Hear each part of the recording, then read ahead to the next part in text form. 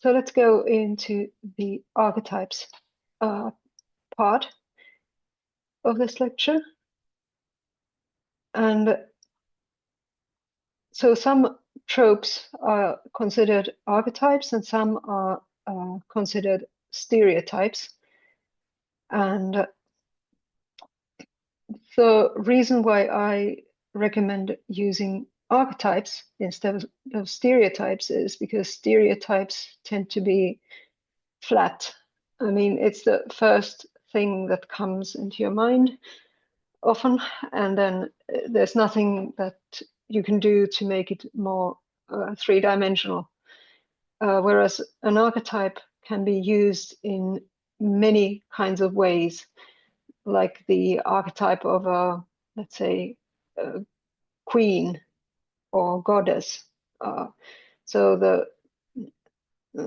let's say it's a queen or matriarch.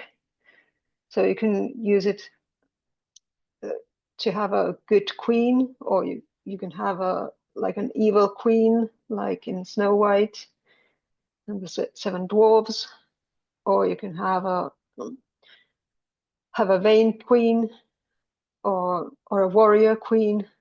So to go into these like most used tropes of queens, but then you can deepen that to have your kind of queen, or you can think of yourself and some of your friends, and or some powerful ladies that you know, put them into your queen, or some powerful men for that matter. So you can do whatever you want and still have the character of the queen. So that's the power of an archetype. Okay, so let's go to Jungian and other archetypes. I'm starting this with Carl Jung, the psychologist or psychiatrist from the early 20th century, who was first a good friend of Freud, and then he wasn't. So you can see that he lived quite a long time, from 1875 till 1961, and that's why he's even on YouTube. Well, documentaries made of him are on YouTube. I mean, if he would be living now, he would definitely have his YouTube channel. But yeah, so he wrote a lot of books on his observations on this archetypes and all kinds of other things, and some of it is really old.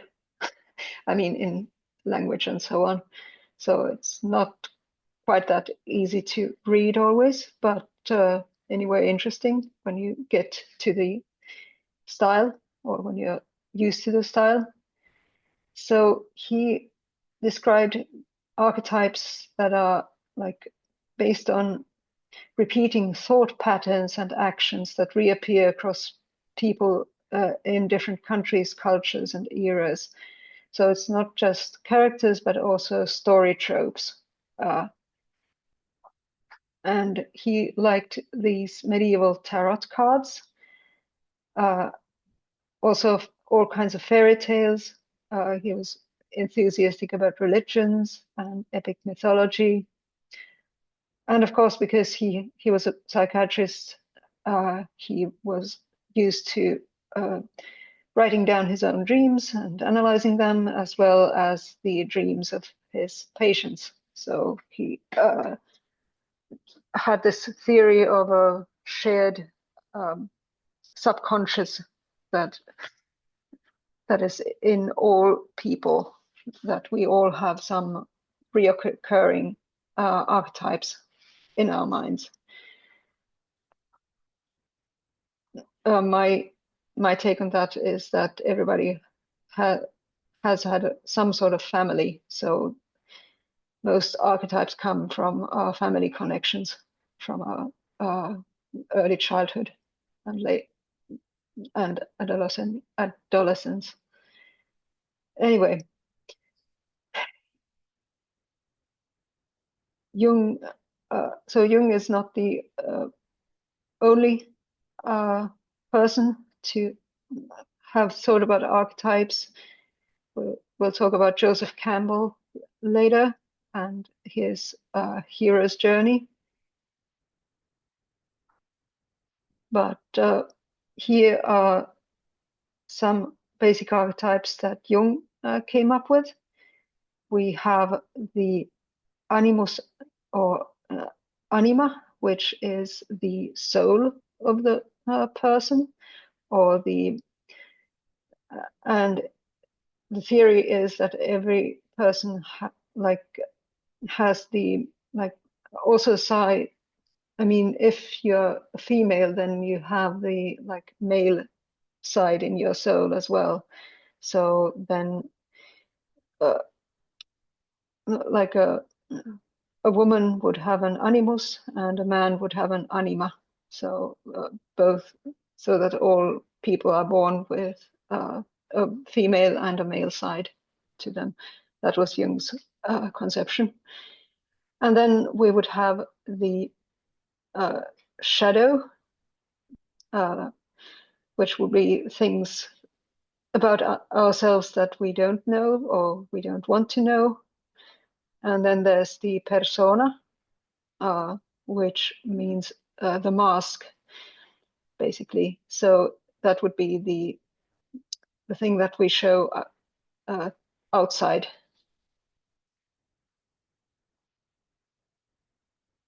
So let's go to the shadow first. So, like I said, it reflects deeper elements of the psyche, and it tends to disobey rules and plunge things into chaos and battle. But it usually doesn't exist on its own, but it's always connected to the light. And for the users of fiction, we can have the shadow as a character as their own. I already mentioned Jekyll and Hyde earlier, so that's a basic example. Then we have characters like the wild man or the wild woman, and all kinds of hybrid people that we have that have their animal sides more prominent than others. And in fiction, you all tend to have a lot of dark enemies, of course, and mysterious fighters. The dark knight, where you don't see the knight's face or something. Like the dark superhero, basically.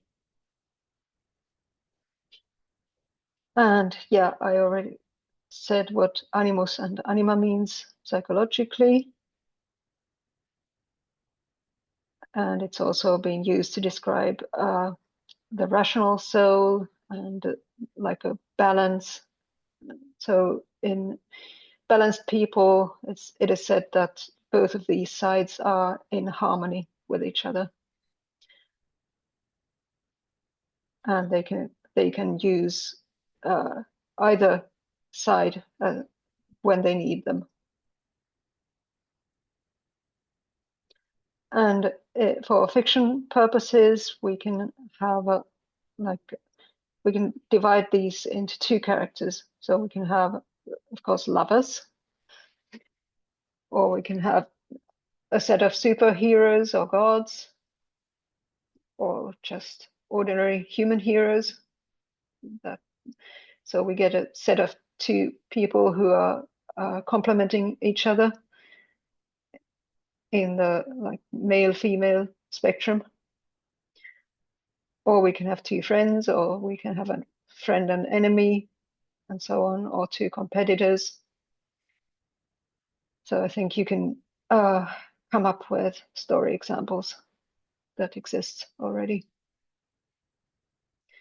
So here's one thing that Jung invented, or this is one of the tarot cards called the Sun, but it's showing this kind of divine couple where they are, these two, anima and animus, are in perfect harmony. But there's also something called the Holy Triad, which you might have heard of in some religions, for instance. But the Holy Triad has been around for a much longer time than Christianity, for instance. So we have a lot of images of three gods, where there's possibly a mother goddess, then we have like a younger, older mother goddess, and then a child god. That is also the child and the spouse at the same time, and often this god child will be reborn every year or something. And we have, as a third thing, the persona. Like I said, it's the social face that the individual presents to the world, kind of mask. So we have, so sometimes a person can be their profession, so that they relate so deeply into their whatever they are in life, like a scholar or a doctor or the artist, that you can't see any other kind of person beneath it. And it might create trouble also for the person themselves. Okay, so let's go into the family archetypes. Next, I already mentioned the mother, matriarch, and goddess archetype. Then, of course, we have the father, king, or god, or patriarch archetype. Often, but not always, these are together. Often they are also on their own. And naturally, we have the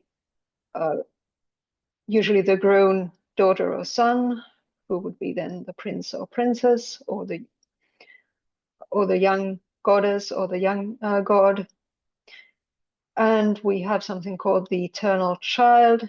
Think of Peter Pan, for instance. That is one effective way of using that archetype.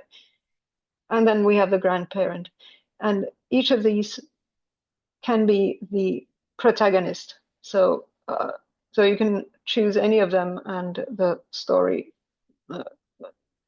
according to your interests. So, and any of these can be any sort of personality or type of person. And again, it will give you, as the creator of the story, more freedom, while still having like a framework from which which you can use for the story.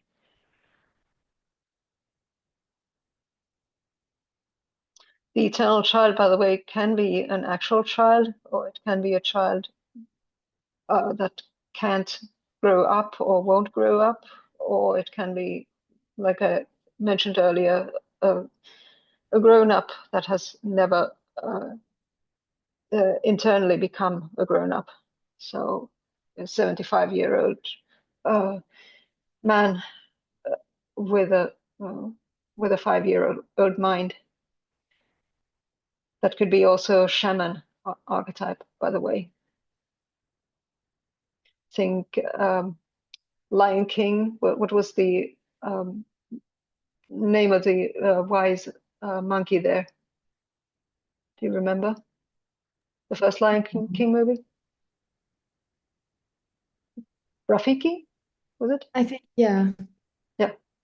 So I think Rafiki is like a typical like shaman, wise old man, crazy old man archetype.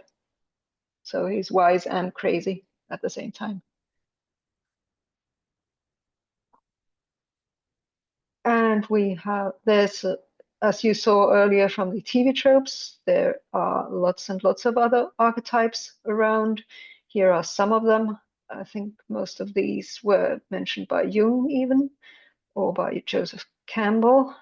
There's the name for the Joseph Campbell book, by the way, The Hero with 1,000 Faces.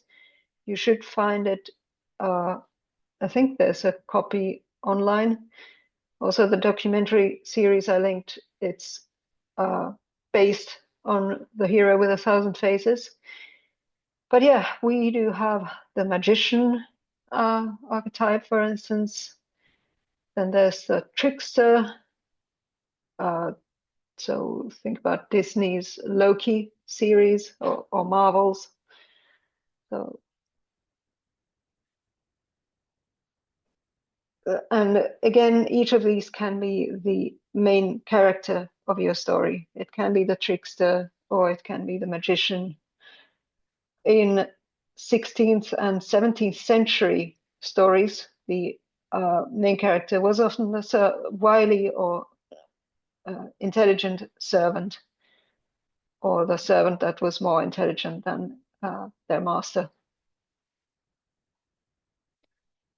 Also, in many 19th century romantic novels, the main character might be, let's say, governess in a big house.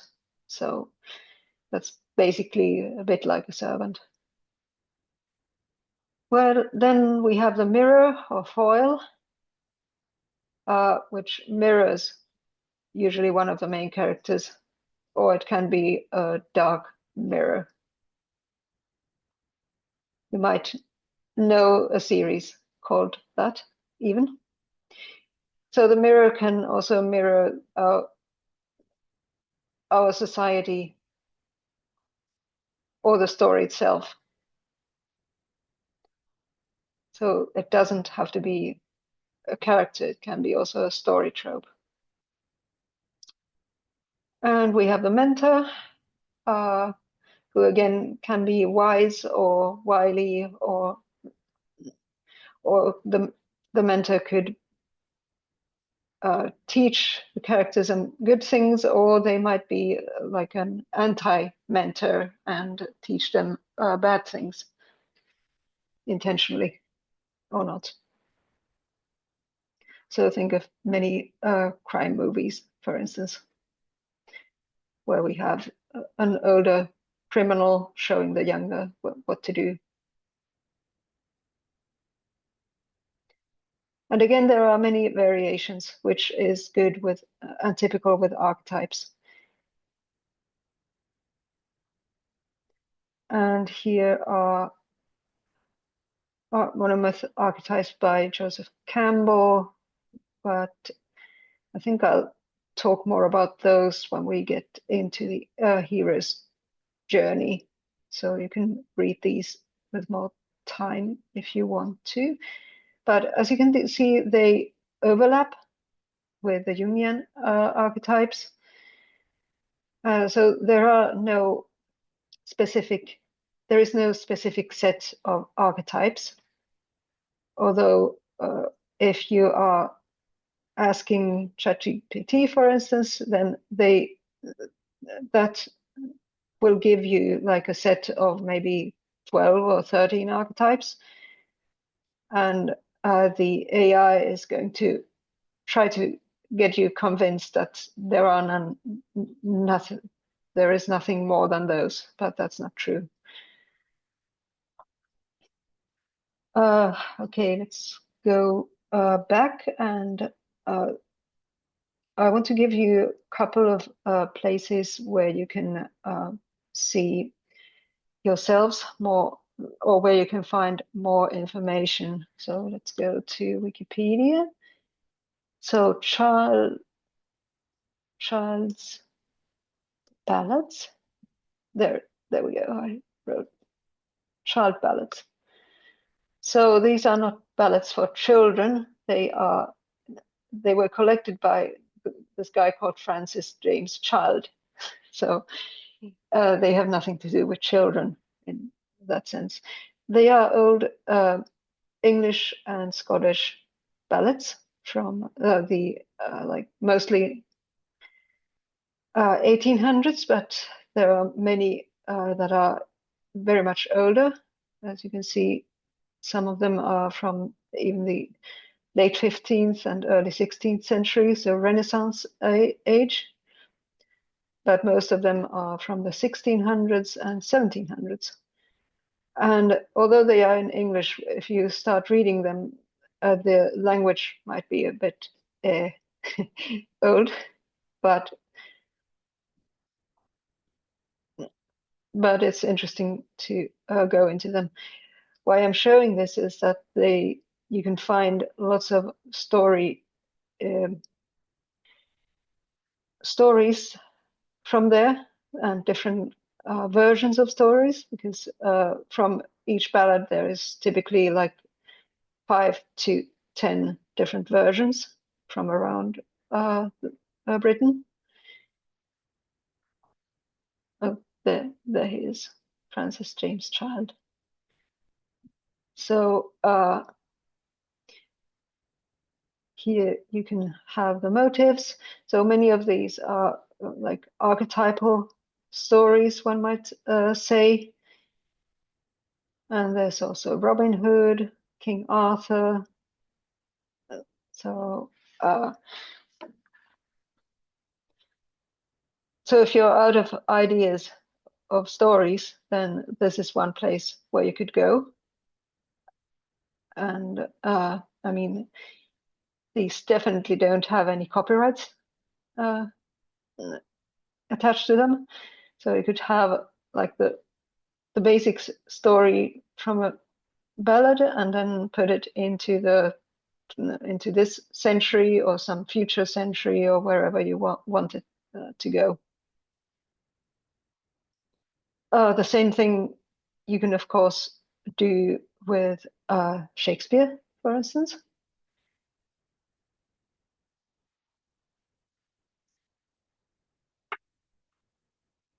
And I mean, in the 19th century, there were lots of people, scholars, who collected these like folk tales and ballads and so on.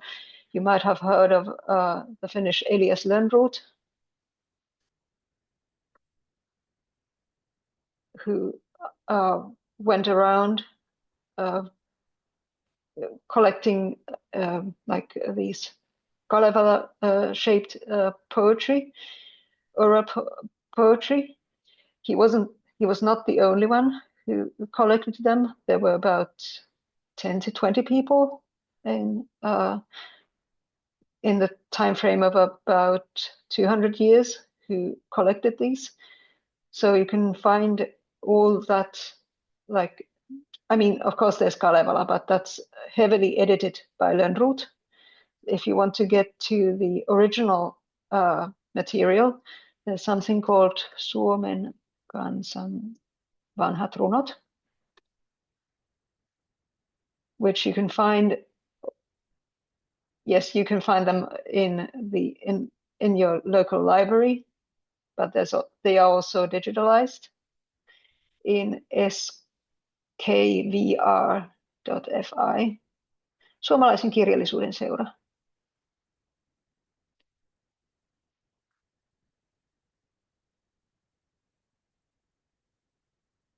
And here's the actual, no. Okay, let's try this out. Let's enter a query. What kind of topic should we search for in the old Finnish poems? Throw me a word. Love. Mouth? Love. Love, okay. Let's have lempi, because that's the old word for it. Lempi.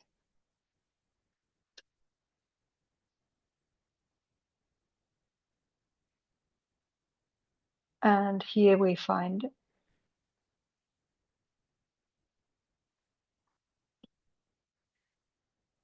some of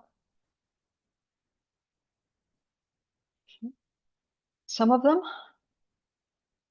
295 items. I wonder why it's only showing. Oh, okay, now it's showing more. Okay, so here's one poem, Uhtua, from 1892. That's quite. Let's try to have some that is as early as possible. There's Lönnrot from 34. Yeah, but I want something even earlier.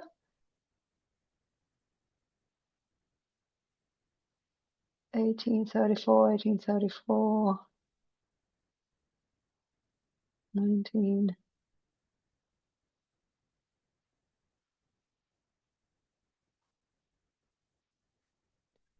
Okay, let's have something from 1834.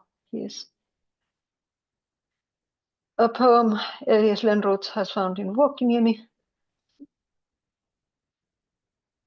Istuupi itärinnan, eteläpäin elää, istu kyhjökynnyksellä kehjokeskilattialla, kyhjökyytä keträili vattuloitsi maan matuja. Silloin tyhjää tekepi, kun on kyitä kehrää, vattuloitsee maan vatoja. On maut monen näköiset, toukat kaiken karvalliset, kuppelot kulon alaset, hempu heinän juurehinen, mullan muikku, maan silakka, ainoa aho kanaset, lehen lempi lielukoiset. Okay. Oh, that's it's a sort of spell that if somebody has this sort of läävämato, I think it's like a pig has a worm in it, then this, if you say this poem with some sort of ritual, then the worm might leave the pig. Okay. There are some weird things here. Okay, what about this one?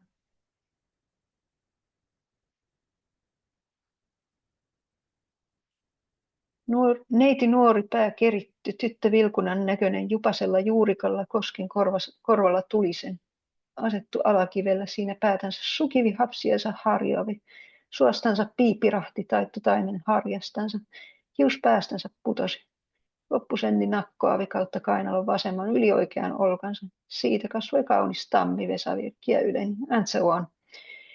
Okay, so as you can see, the language is quite old, so often it's easier to, if you read it aloud, then you might understand it better. So this is also something for some sort of spell. So some of these are just, some of these don't have any story in them, and some of them have. But I think I'm getting a little bit out of the topic here. So let's get back to Elias Lönnrot.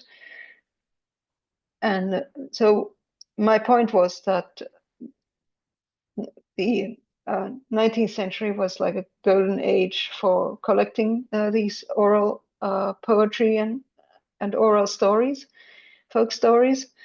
And then there were the like people who were analyzing them. Like we have a person, a guy called not Vladimir Putin, but Vladimir Krop. A nicer person, I'm sure.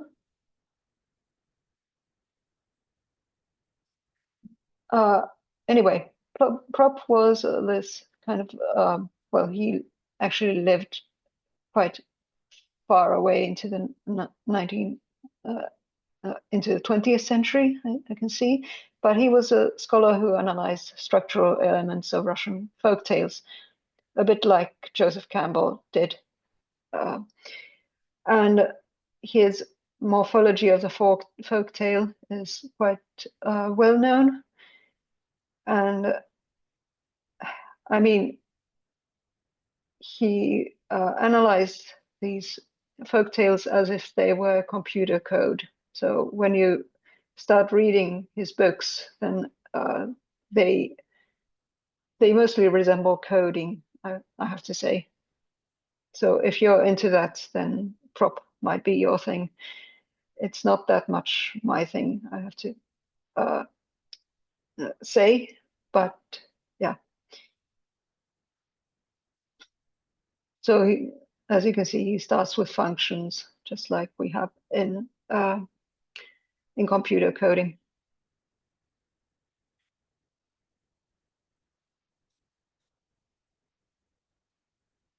If you want something more psychological and you're interested in story analysis, then I would suggest Bruno Bettelheim, who was a child psychologist, and he had an interesting way of writing, and you can get quite lost in his theories if you don't, if you're not aware of it. So Bruno Bettelheim, let's see, the uses of enchantment is his main book, and I'm guessing that you can find it elsewhere online by now. And here it says the meaning of and importance of fairy tales. Like if you want to have an analysis of fairy tales and their archetypal characters, then Bettelheim is not a bad choice. So why am I talking so much about fairy tales in general? Because they tend to have both stereotypes and archetypes that you can then use in stories. Okay, let's have Arne Thompson. I found it, or is it Arne Thompson? Okay, it's Arne Thompson. Author Index, it's a catalog of folktale types. What I'm trying here to say is that in addition to character story type archetypes, there are also like stories and story types that can be said to be archetypical, and you find them often in fairy tales, and people have done a lot of analyzing these archetypical stories, so you don't have to start from scratch with these if you're interested in this. What else before I stop? I mean, yes, maybe I should also mention Commedia dell'arte, which was a form of partly improvised, partly written down theater that started in the late Renaissance, or maybe also, maybe I should say late Middle Ages or early Renaissance. And as you can see from this contemporary image, Commedia dell'arte is still alive. So they are typically small theater troupes that go from city to city. They still are like that. Once this tradition was revived in the 20th century. So they often perform outdoors, and they tend to have these story tropes and characters that are like sometimes stereotypical, but sometimes the actors themselves can make like all kinds of interesting things with them if they are good. So as I said, they are improvised stories, but in a way that every actor knows beforehand what kind of character they are going to play, and what kind of story it's going to be. And it's often comedy. There's also really brutal comedy, like physical stuff. And there might be songs and dances in the middle. So here's a 17th century painting of a Commedia dell'arte troupe performing. And there are some like archetypical characters that also became, with time, stereotypes sometimes. Like there's the Il Dottore, the fake doctor, or there's Pantalone, a greedy old man. Here, they typically had masks on, except the innamorati, which were the lovers, which here it says that they are stock characters, which refers very much to stereotypes. In a way, the history of these characters goes way back to Roman and ancient Greek times, where they also became kind of stereotypical when they were played too much and too similarly.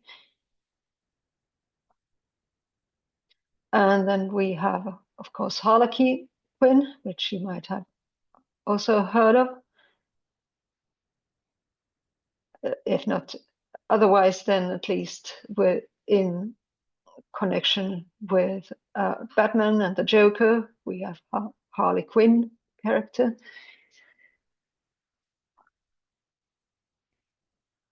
But yeah, he used to be one of the like mischievous servants.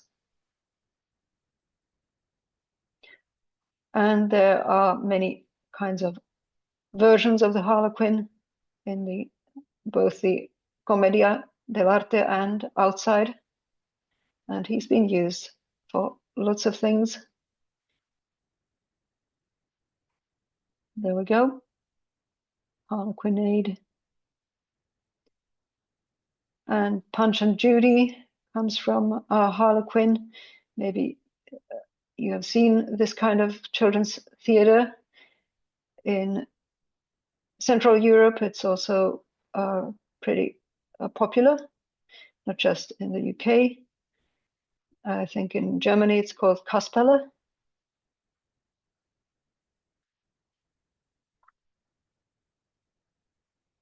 And then what we also have is the Pulcinella character, which becomes the Mr. Punch. So Pulcinella and Harlequin, they can be together in a story, or they can be separated, whatever you want.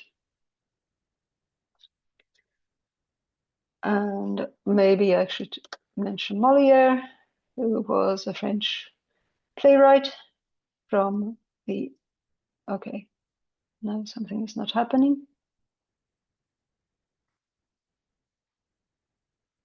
There we go. So he was an actor and a playwright, and he was very much familiar with the Commedia dell'arte, and he started writing plays that were actually written, and he based many of his plays with the like basic Commedia dell'arte situations and also in the archetypes, but he made them his own, like, and that's why people are still doing versions of Molière's plays, because the characters are more alive than others. But if you start reading Molière, then you might also find that many of these archetypical situations that were found funny in the 17th century or even in the 18th, they are not so funny anymore. Like one situation is basically based on grooming. that we have a grown man who takes an orphan girl or a baby girl, who adopts her and takes her to a secluded castle, then educates her, and then prepares her to be an obedient wife to him.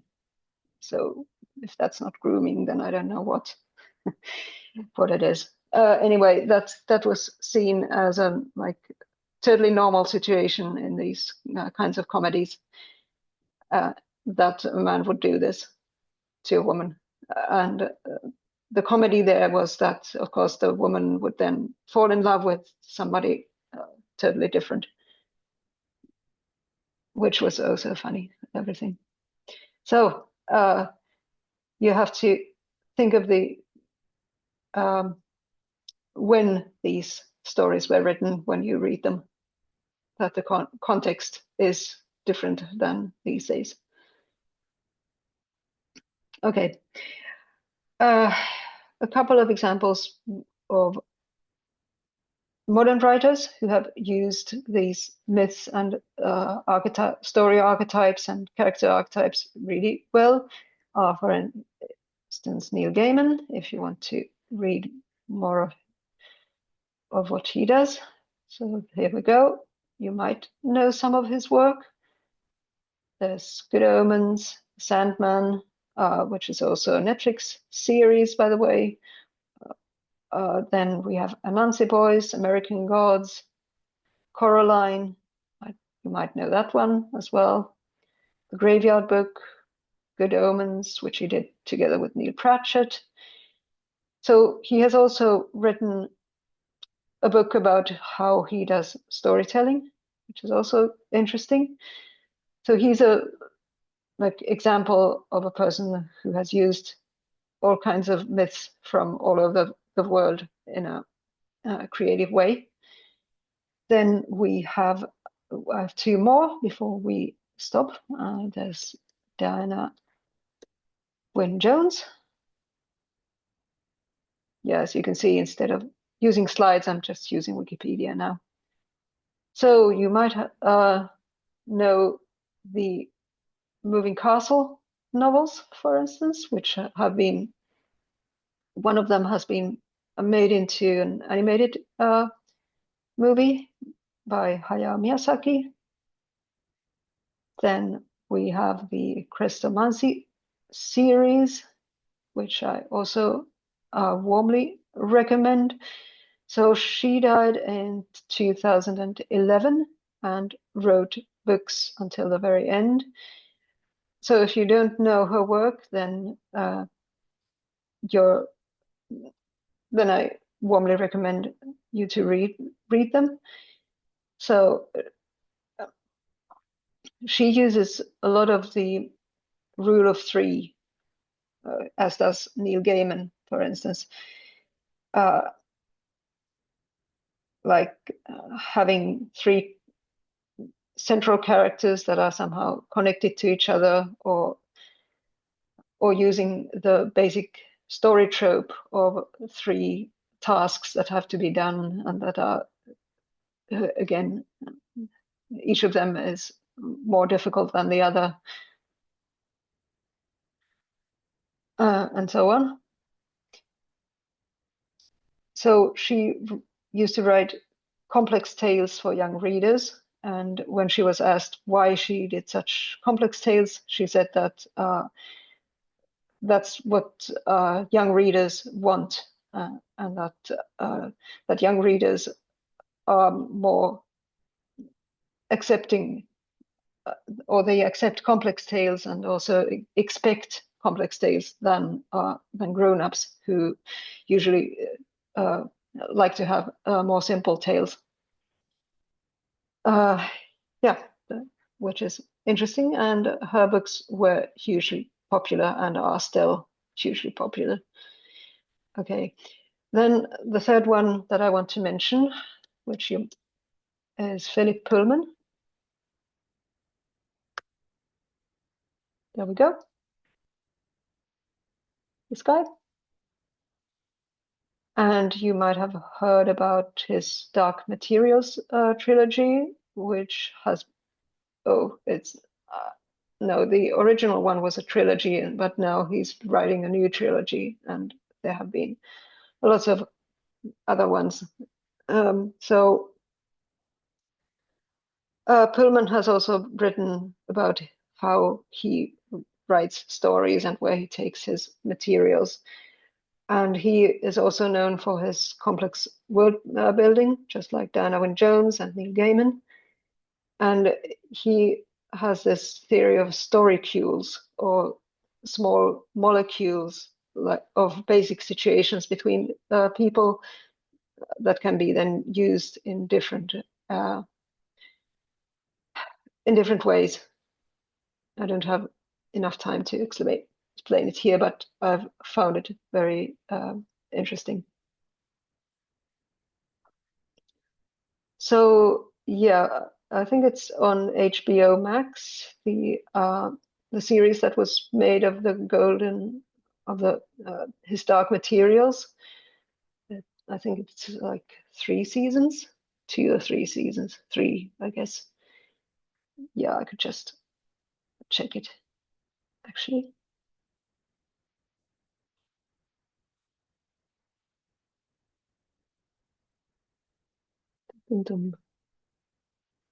Yeah, there was a movie uh, not not long ago, but I wasn't too keen on that one.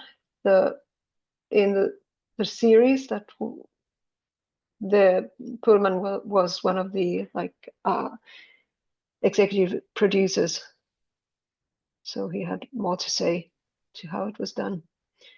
Anyway, so here we have a lot of material of how he created his Dark Materials. He used Milton's Paradise Lost as like basic inspirational material. Okay, so any questions at this moment? I thought we'd take a short break before we go into your main task ideas. Okay, I'll pause the recording.